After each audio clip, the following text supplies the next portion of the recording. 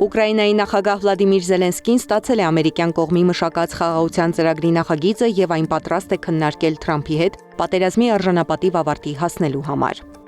Եվրամիության արտաքին քաղաքականության ղեկավար Կայա Կալասը հայտարարել է, որ Եվրամիության ոչ մի երկիր չի մասնակցել Ուկրաինայի հարցի կարգավորման վերաբերյալ Թրամփի առաջարկների մշակմանը։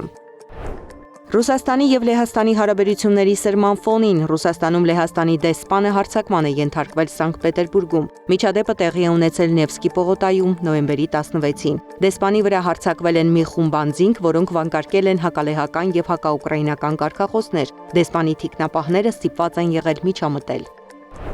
Լեհաստանի նախագահ Կարոլ Նավրոցկին էլ սպառնալիքներ է ստանում սոցցանցերում։ Նախորդին տեղի է ունեցել նմանատիպ եւս մի դեպք։ Դա եղել է Լեհաստանի նախագահի դեմ մահափորձ կազմակերպելու կոչ։ Ավելի վաղ ոստիկանությանը հաջողվել էր նույնականացնել եւ ձերբակալել 19-ամյա լեհ քաղաքացու, որը X սոցցանցում նախագահի լուսանկարի վրա տեղադրել էր ատրճանակի պատկեր եւ կհանդիպեն կարոլյոկ գրություն։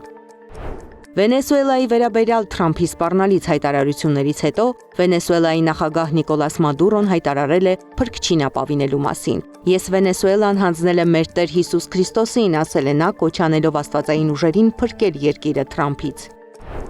Աշխարհում մոտ 417 միլիոն երեխա ապրում է աղքատության մեջ, նշվում է ՄԱԿ-ի մանկական հիմնադրամի ՅՈՒՆԻՍԵՖ-ի տարեկան զեկույցում։ Ռեսուրսների պակասը, պատերազմը եւ կլիմայի փոփոխությունը սպառնում են հիմնական ծառայություններից օգտվելու հնարավորությանը։ Մանկական աղքատության ամենաբարձր ցուցանիշները գրանցվել են Աֆրիկայում եւ Հարավային Ասիայում։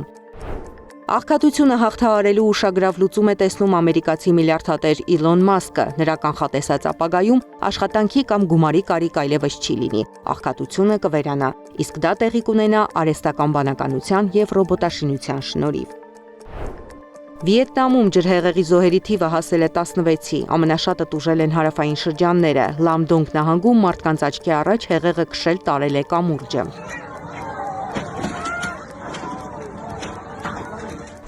Ամերիկացի Պետեր Զալցմանը վինգսյութով թևավոր կոստյումով թռիչք է իրականացրել Կանարյան կղզիների El Hierro կղզու վրայով։ Նոր մշակված թևի շնորհիվ նա կարողացել է մեծ բարձրություն հավաքել, ինչը մինչ այս չէր արվել։ Զարա Սարգսյան, Նոնա Գևորգյան, ABC Media։